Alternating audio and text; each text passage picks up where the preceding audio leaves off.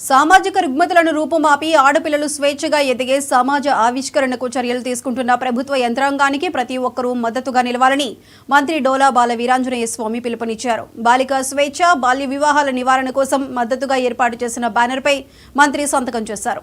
అనంతరం జ్యోతి ప్రజ్వలన చేసి కార్యక్రమాన్ని ప్రారంభించారు. ఆడపిల్లలు లేని సమాజం చీకటితో సమానమని మంత్రి వ్యాఖ్యానించారు.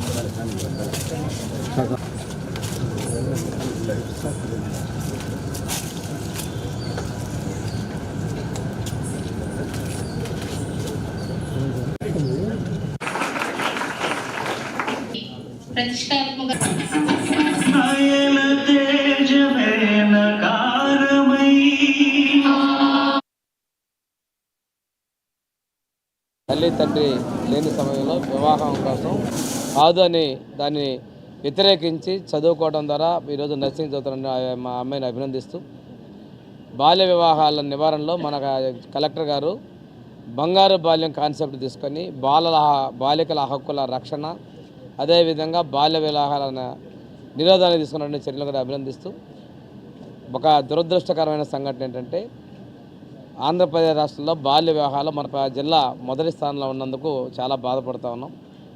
దీన్ని ఆ స్థానం నుంచి తగ్గించాల్సిన అవసరం ఉంది. బాల్య వివాహాలు నిరోధించడంలో సమాజంలో మనందరం, ముఖ్యంగా మీడియా కూడా కీలకంగా చురుకైన పాత్ర పోషించాలని చెప్పేసి నేను కోరుతా ఉన్నాను.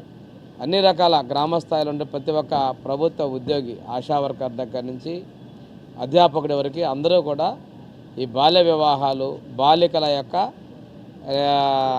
భ్రూణ హత్యలు. మంత్రి పొంగులేటి శ్రీనివాస్